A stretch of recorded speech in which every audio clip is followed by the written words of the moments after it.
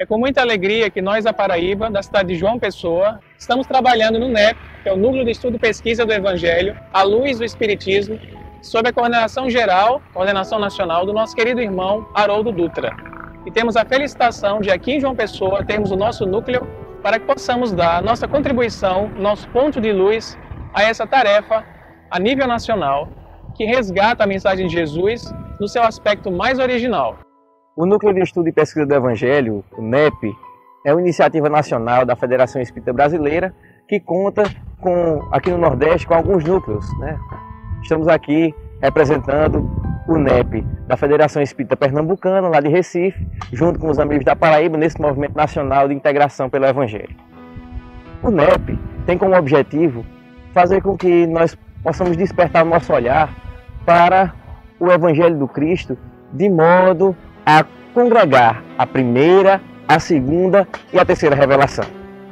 Desse modo, a educação do olhar é primordial para que a gente consiga extrair o máximo de detalhes da lição do Mestre. Um exemplo que a gente quer trazer hoje aqui está no capítulo 13, versículo 33 do Evangelho de Marcos. Você deve lembrar que no meio espírita nós temos uma frase muito interessante, que a gente adora lembrar. É o orar e vigiar.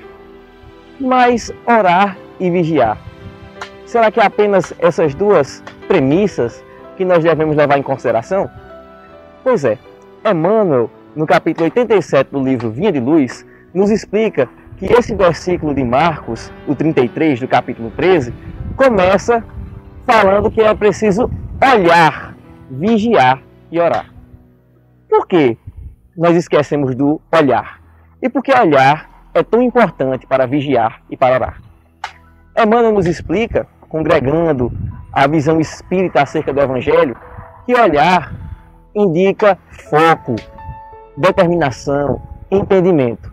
É preciso, então, compreender, entender, ter foco para poder vigiar bem. Isso nos lembra a questão 919 do Livro dos Espíritos. Qual o método mais eficaz para que o homem consiga se aperfeiçoar, né? Consiga chegar à perfeição, lutar contra os seus erros, contra os seus vícios? E a resposta é: um sábio da humanidade já te disse, conhece-te a ti mesmo.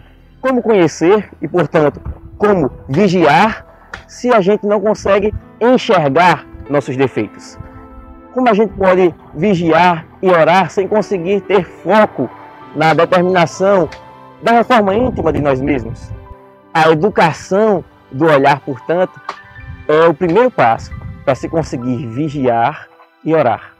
A oração sagrada, a vigilância íntima só pode acontecer quando o objetivo está pré-estabelecido, quando a compreensão, quando o entendimento se faz perante nós mesmos.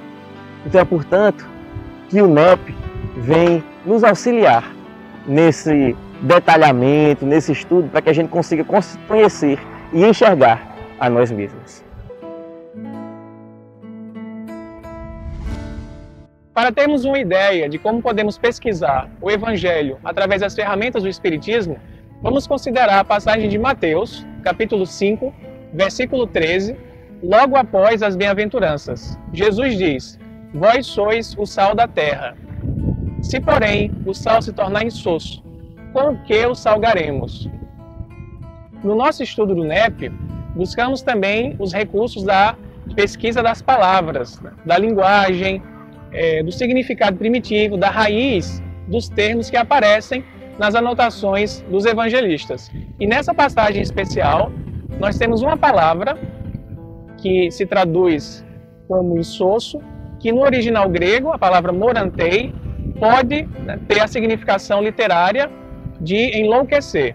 De forma geral, os estudiosos consideram que essa opção pela palavra enlouquecer tem raiz num possível evangelho primitivo, que os padres da igreja consideravam que existia, um evangelho escrito na língua aramaica, e a palavra seria, nessa língua, tafel. E essa palavra semítica significaria duas coisas, ela carrega em si dois significados, justamente tornar-se tolo e também não ter sal. Então, levanta-se a possibilidade de que a opção no texto de Mateus, do grego, tenha sido na verdade, decorrente dessa duplicidade do sentido hebraico.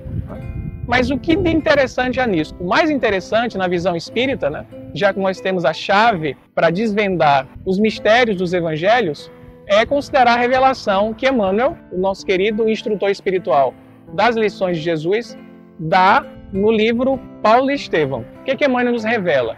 Que já existia, antes da confecção dos evangelhos canônicos, né, todos escritos em grego koiné, já existia anotações de Levi, coletor de impostos, o Mateus.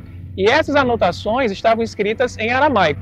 Podemos considerar, assim, a revelação de Emmanuel como sendo, para nós, a comprovação da teoria dos acadêmicos, que supunham haver esse primeiro evangelho escrito não no grego, mas sim na língua que Jesus falava, que era o aramaico. Então daí nós vemos a importância de associarmos o conhecimento espírita às revelações que Emmanuel traz, que Amélia Rodrigues traz, que Joana de Ângeles traz, que Allan Kardec, no Evangelho segundo o Espiritismo, também trouxe, para que todas as dúvidas do Evangelho sejam esclarecidas e as hipóteses acadêmicas possam ser, de fato, comprovadas a partir da revelação espiritual.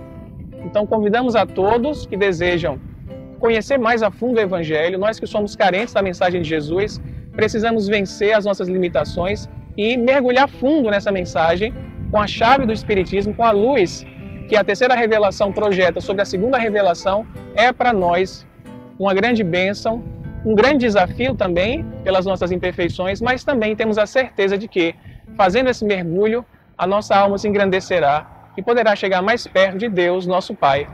Abraço em todos e venham estudar conosco.